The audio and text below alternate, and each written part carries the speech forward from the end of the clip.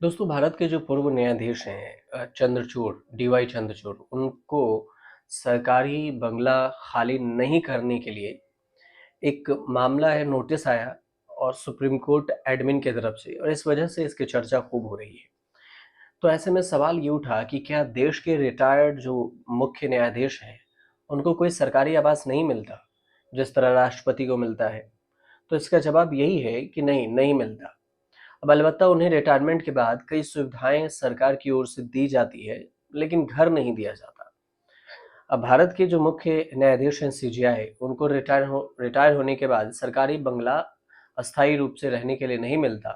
तो नियमों के अनुसार से रिटायरमेंट के बाद पूर्व सीजेआई का अधिकतम 6 महीने तक सरकारी आवास में, आमतौर पर जो ये टाइप 7 श्रेणी है, उसमें रहने की अनुमति होती है, और इसके बाद उन्हें ये बंगला खाली करना होता है। विशेष परिस्थिति में यदि मौजूदा सीजेआई या सुप्रीम कोर्ट प्रशासन की जो अनुमति मिले, तो इस समय को कुछ और बढ़ाया जा सकता है, अब वो भी सीमित समय के लिए। पूर्व सीजेआई डीवाई चंद्रचूड़ को पारिवारिक कारणों के चलते कुछ अतिरिक्त समय दिया गया था, लेकिन सुप्रीम कोर्ट प्रशासन ने स्पष्ट कर दिया कि अब और विस्तार नहीं कर सकते। बंगला तत्काल खाली करना ही होगा। उन्हें दूसरा सरकारी बंगला स्थायी रूप से रहने के लिए नहीं मिलता है। सीजीआई को मिलता क्या क्या है? मतलब रिटायरमेंट के बाद प्राइवेट घर में रहना होता है।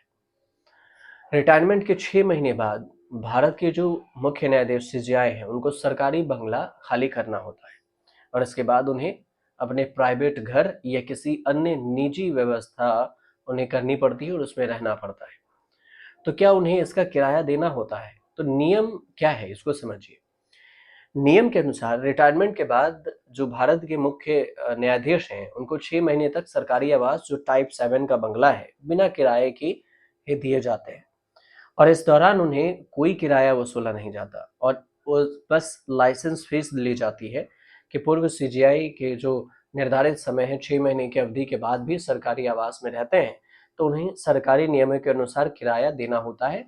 उदाहरण के लिए जस्टिस डीवाई चंद्रचूड़ को 11 दिसंबर 2024 से 30 अप्रैल 2025 तक टाइप 7 बंगले में रहने के लिए 5430 रुपये प्रति माह मामूली लाइसेंस फीस देनी देनी थी। ये राशि सामान्य किराए से काफी कम है, और इसे लाइसेंस फीस कहा जाता है, किराया नहीं। तो क्या रिटायर सीजीआई चंद्रचूड़ के पास अपना कोई प्राइवेट घर नहीं है?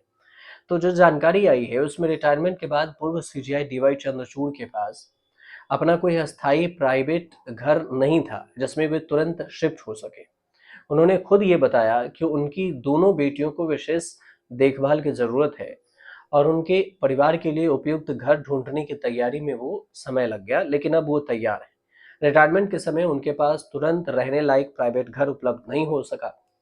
वे या तो सरकारी आवास में रह रहे थे, या फिर सरकार द्वारा अलॉट किए गए दूसरे घर में तैयार होने का इंतजार कर रहे थे कि दूसरा घर तैयार हो जाए।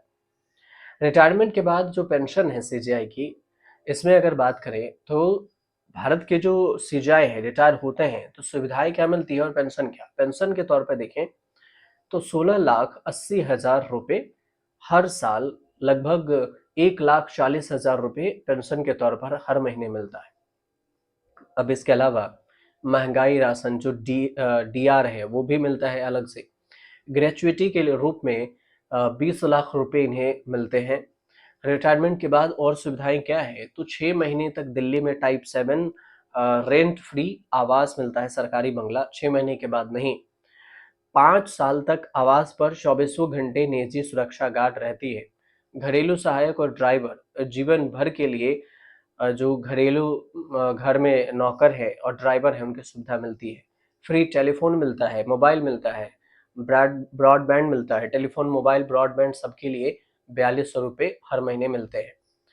और हमेशा के लिए एक जो दफ्तर होता है, उसमें दफ्तरी सहायक मिलते हैं, सेक्रेटरियल असिस्टेंट कहते हैं उसे। हवाई अड्डों पर सेरेमोनियल लाउंज भी इन्हें मिलता है। अब इस समय देखिए तो भारत में कितने रिटायर्ड सीजीआई हैं? तो जुलाई 2025 तक जो डेटा आया है, उसमें भारत में जो अभी तक रिटायर्ड सीजीआई हैं, उसमें रिटायर्ड सीजीआई की संख्या 7 है। रिटायर होने के बाद इन्हें वकालत नहीं कर सकते सीजीआई, ऐसे भी रूल है।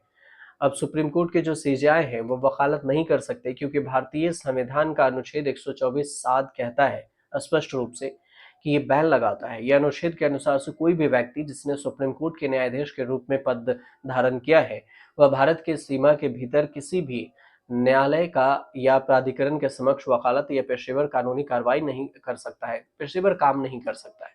रिटायर्ड जज अगर वकालत करे तो उनके प्रभाव, प्रतिष्ठा और पूर्व निर्णयों का भी असर जजों पर पड़ सकता है, इसलिए निष्पक्षता पर सवाल उठेगा और इस वजह से इन्हें ये अनुमति नहीं दी जाती है। जिस कोर्ट में उन्होंने फैसले दिए हैं वहां वकील के रूप में अगर पेश होना हो तो इसमें हितों का टकराव भी पैदा होगा और इसलिए इन्हें अनुमति नहीं होती। सुप्रीम कोर्ट के जजों की जो संवैधानिक गरिमा है उसको बनाए रखने के लिए ये जरूरी होता है। इसके अलावा सीजीआई के पास संवेदनशील और गोपनीयता सूचनाएं होती है, जिसका दुरुपयोग न हो इसलिए भी इस पर रोक लगाई जाती है। रिटायरमेंट के बाद पूर्व सीजीआई मध्यस्थता देखें तो आयोग, ट्रिब्यूनल या अन्य सार्वजनिक सेवाओं में नियुक्ति हो सकती है। तो ये कुल मिलाकर जो इनके सुविधाएं हैं और नियम है उसको लेकर हमने आप तक जानकारी पहुंचाई है। आपको सही लगे तो हमारे चैनल से जुड़िए, सब्सक्राइब कीजिए, शेयर कीजिए, कमेंट जरूर कीजिएगा।